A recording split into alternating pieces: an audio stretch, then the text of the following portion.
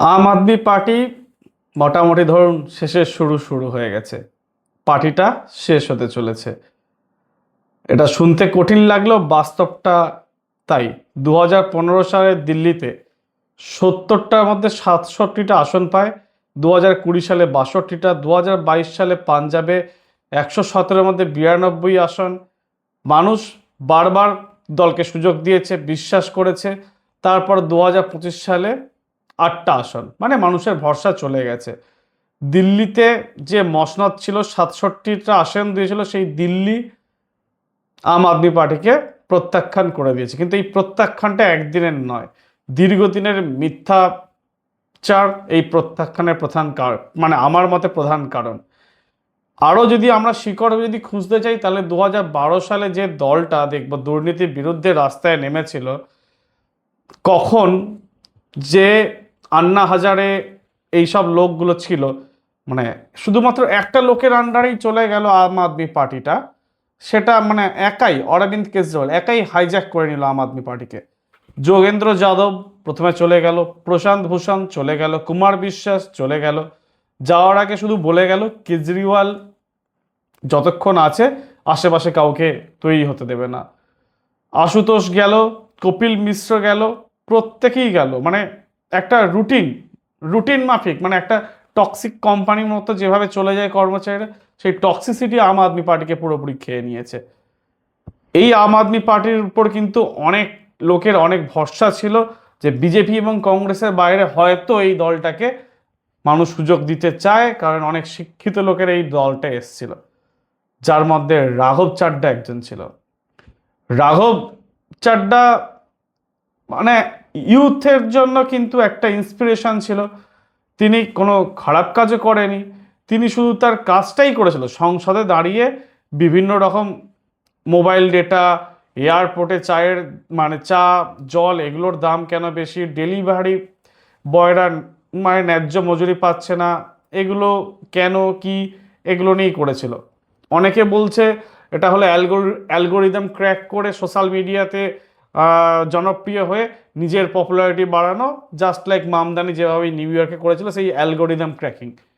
2022 সালে পাঞ্জাবে যে 92টা আসন জিতেছিল, তার পিছনে কিন্তু এই রাঘব চাড্ডার একটা বড় ভূমিকা ছিল। 2026 সালে ডেপুটি লিডার পদ থেকে প্রথমে সরিয়ে দেওয়া হয়, মানে আস্তে আস্তে জনপ্রিয়তা যত বাড়তে থাকে ওর ডানা কাটা শুরু হয়। দল তাকে আলাদা করে সংসদে যে কথা বলবে, সে কথা বলার সময়ও কিন্তু কাটতে থাকে।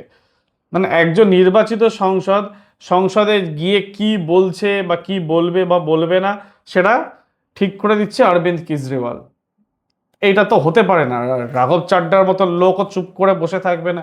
নিজে সিএ যথেষ্ট পয়সা ইনকাম করতে পারে এবং করছেও, সেক্ষেত্রে সেখানে দাঁড়িয়ে রাঘব চাড্ডা মতন লোক এটা মেনে নেবে না, এটাই স্বাভাবিক। রাঘব চাড্ডা এখন কি করে, এখন সেটাই সব থেকে বেশি দেখার। সোশ্যাল মিডিয়ার বা বিভিন্ন পোস্ট থেকে রাঘব চাড্ডা এখন শুধুমাত্র লিখে রেখেছে member of parliament. Up party যে রাঘব চাড্ডা করে সেটা এই মুহূর্তে সম্পূর্ণ সরিয়ে দিয়েছে। তার মানে আমাদেরকে জানতে হবে যে এখন রাঘব চাড্ডা নেক্সট মুভ কি। বিজেপিতে জয়েন করার চান্সেস সব থেকে বেশি, হয়তো নাও করতে পারে আইডিওলজিক্যালি, যেহেতু সমস্ত কথাবার্তা বিজেপির এগেনস্টে। কিন্তু দিনের শেষে এটা আপনাকে মানতে হবে যে আপনি সিস্টেমে থেকে সিস্টেম চেঞ্জ করতে পারবেন, সিস্টেমের বাইরে গিয়ে কিছু করতে পারবেন না। 2027 সালে পাঞ্জাবে আবার নির্বাচন, সেই নির্বাচনে আগে রাঘব চাড্ডার কে সরিয়ে দেওয়া তার জনপ্রিয়তার কারণে অরবিন্দ কেজরিওয়ালের জন্য কিন্তু আপ পার্টির জন্য খুব একটা ভালো হবে না। এবং পাঞ্জাবে যদি ট্র্যাক রেকর্ড দেখেন, আপ কিন্তু এমন কিছু ভালো কাজ করতে পারেনি। যোগেন্দ্র যাদব একবার বলেছিল আপ কিন্তু আর কোনো একটা গণতান্ত্রিক দলে নেই, লাইক টিএমসি, মমতা ব্যানার্জি এবং অভিষেক ব্যানার্জি, মানে বংশ পরম্পরায় যেভাবে বেড়ে উঠছে সেই রকম একটা ব্যক্তি নির্ভর সংস্থা হয়ে গিয়েছে। মানে আপনি কাউকে বিশ্বাস করতে পারবেন না। মানে আপনার শুভেন্দু অধিকারী একজন বড় লিডার তৃণমূলে তৈরি হয়েছিল, জন্মাচ্ছিল না, তাকে সরিয়ে দিয়ে সমস্ত জায়গা থেকে অভিষেক ব্যানার্জি। তো এইরকমই হওয়ার কথা। রাঘব চাড্ডাকে সরিয়ে দিলে রাঘব চাড্ডা অন্য জায়গায় জয়েন করবে। রাঘবের গল্পটা আর 5 জনের মতোই কিন্তু। মানে একটা দেশে যে প্রতিভাবান মানুষ যারা নিজেদের ক্ষমতায় একটা জায়গায় উঠে এসছে তাদেরকে সাইডলাইন করিয়ে দিয়ে কংগ্রেসের মতন, মানে যে যাই করুক না কেন, রাহুল গান্ধীর থেকে অনেক বেটার লোক কংগ্রেসে আছে। ইভেন কংগ্রেস যখন জিতেছিল তখনও কিন্তু প্রণব মুখার্জি অ্যাজ এ প্রধানমন্ত্রী বেস্ট অপশন হতে পারত। সেখানটা প্রণব মুখার্জিকে সরিয়ে দিয়ে মনমোহন সিং, যাকে আপনি হাতে চালাতে পারেন, রাঘব চাড্ডার সাথেও ভেবেছিল যে সেই জিনিসটাই করবে।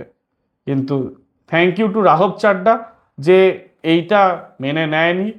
উনি সোশ্যাল মিডিয়াতে বিভিন্ন জায়গায় উনি প্রতিবাদ জানাচ্ছেন। হ্যাঁ, এই সাহসের জন্য ওনাকে কুর্নিশ করতেই হবে, এবং রাঘব চাড্ডা কিন্তু ইন্সপিরেশন হয়েও থাকবে এই জেনারেশনের কাছে। Thank you for watching the video.